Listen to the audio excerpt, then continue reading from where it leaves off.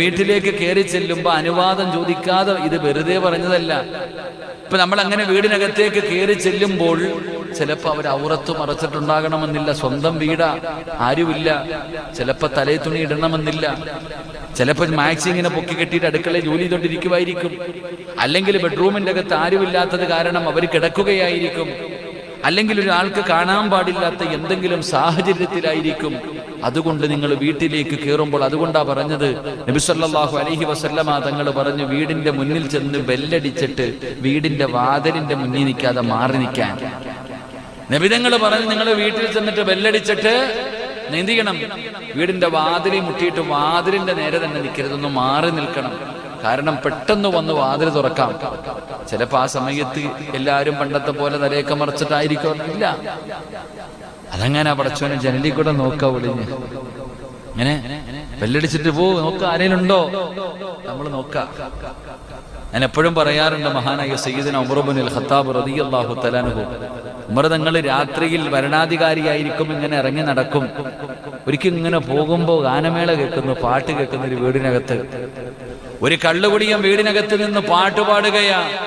ഉമർ തങ്ങൾ പടച്ചനെ ഗേറ്റൊക്കെ പൂട്ടിയിട്ടേക്ക് കാരണം മതിലങ്ങിട്ട് ചാടി നേരെ പോയിട്ട് ഒളിഞ്ഞു നോക്കി. പടച്ചോനെ കള്ളു കുടിച്ചിട്ട് നിന്ന് പാട്ട് പാടുന്നു. ഉമർ തങ്ങൾ കതക ചവിട്ടി പൊളിച്ചകത്തേക്ക് കയറി.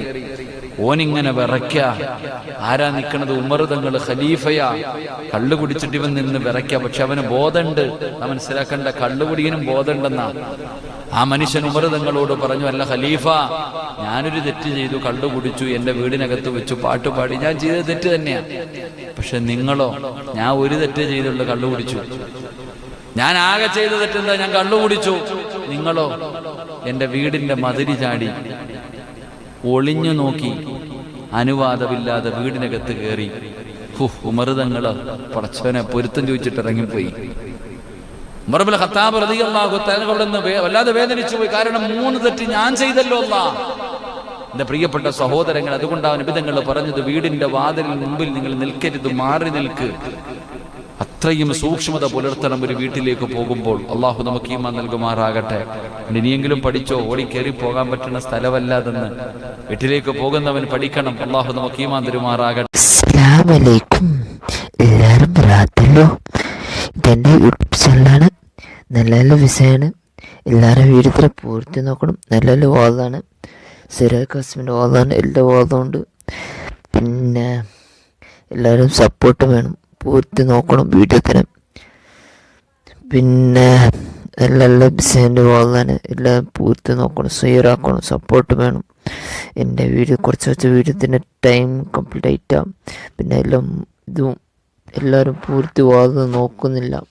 നല്ല നല്ല ബിസിൻ്റെ വാദമാണ്. വേറെ എല്ലാവരും ഷെയർ ആക്കണം. സപ്പോർട്ട് മെയിൻ വേണ്ടത് നിങ്ങൾക്ക്. നല്ല നല്ല വാദം ഉണ്ടല്ലേ ആണ്. എല്ലാവരും സപ്പോർട്ട് വേണം. വേറെ എല്ലാവരും പിന്നെ ബെല്ലൊക്കെ ഷെയർ ആക്കണം. അസ്സലാമു അലൈക്കും.